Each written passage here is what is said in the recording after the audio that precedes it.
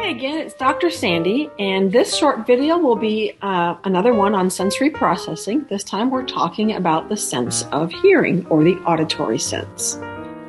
In review, we have 8 senses: the sense of touch, or tactile, the sense of hearing, or auditory, seeing, or sight, smelling, or olfactory, tasting, or gustatory, vestibular, proprioceptive, and interoceptive.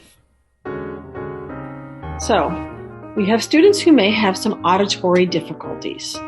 Some may be over-responsive or avoiders. These students might do all they can do to avoid certain sounds. Others may be under-responsive, otherwise known as the seekers. Their brain may not register or interpret sounds accurately.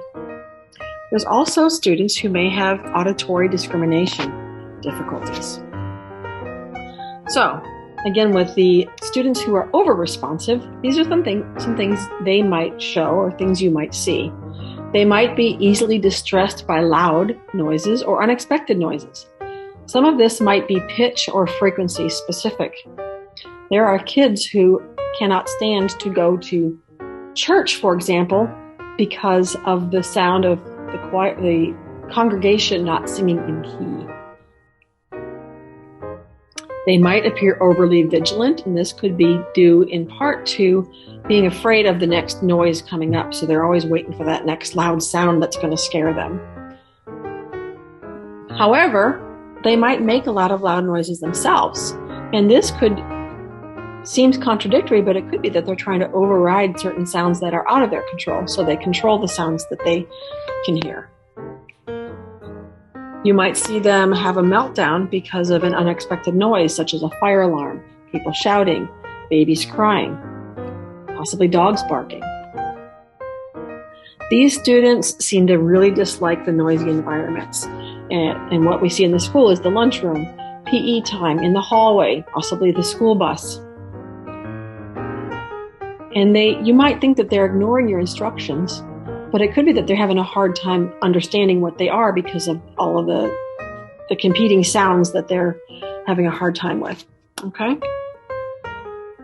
Some of the students who are under-responsive, on the other hand, they might fail to register or respond to sounds that might be noticed by others.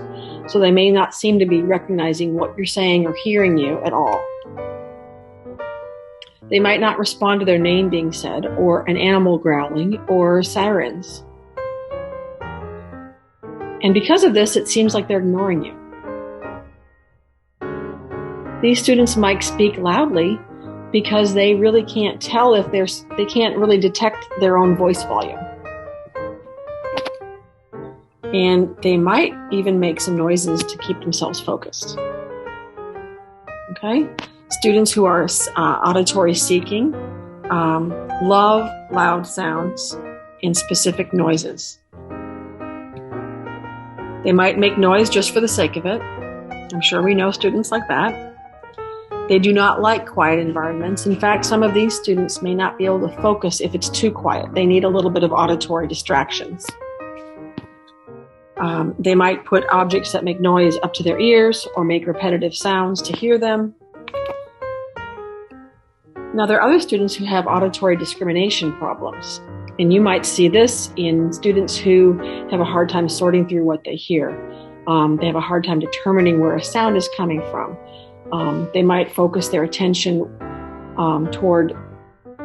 they might have a hard time focusing their attention to what should be perceived as an important sound.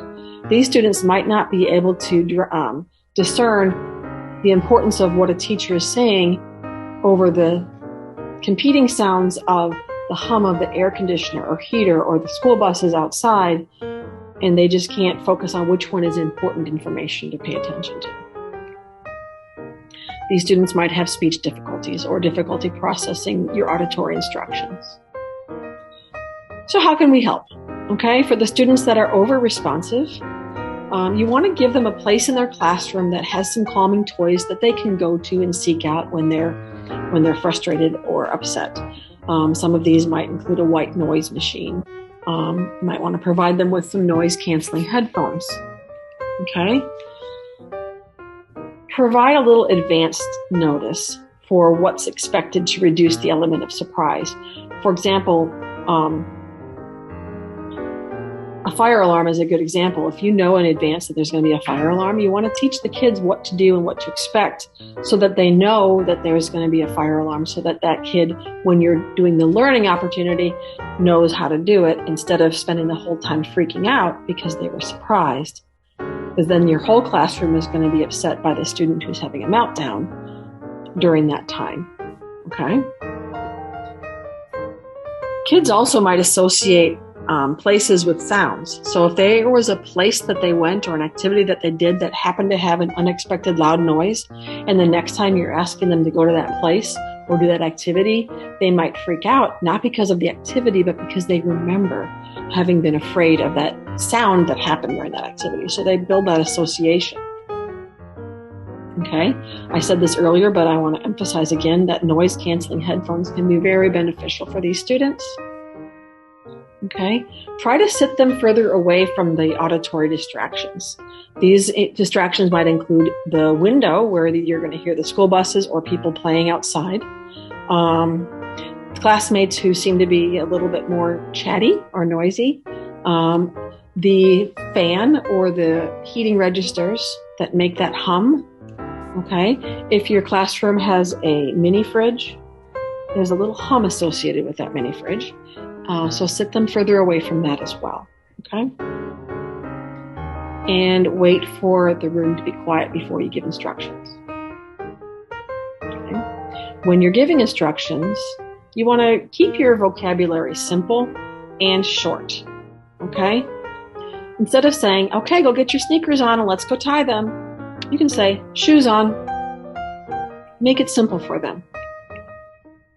For the students that are under-responsive, here's some things you can do to help.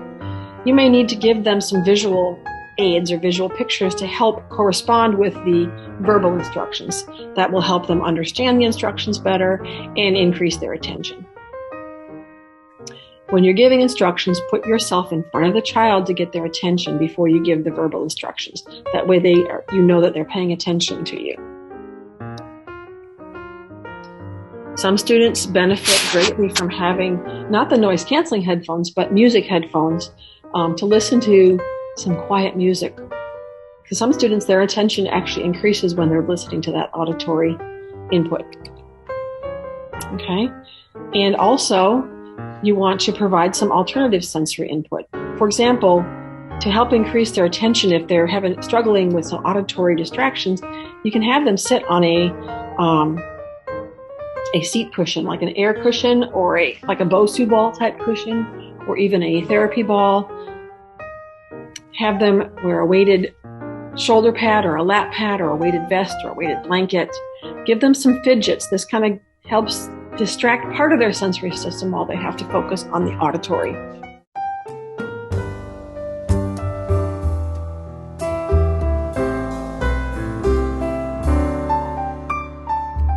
Thanks for watching, everybody.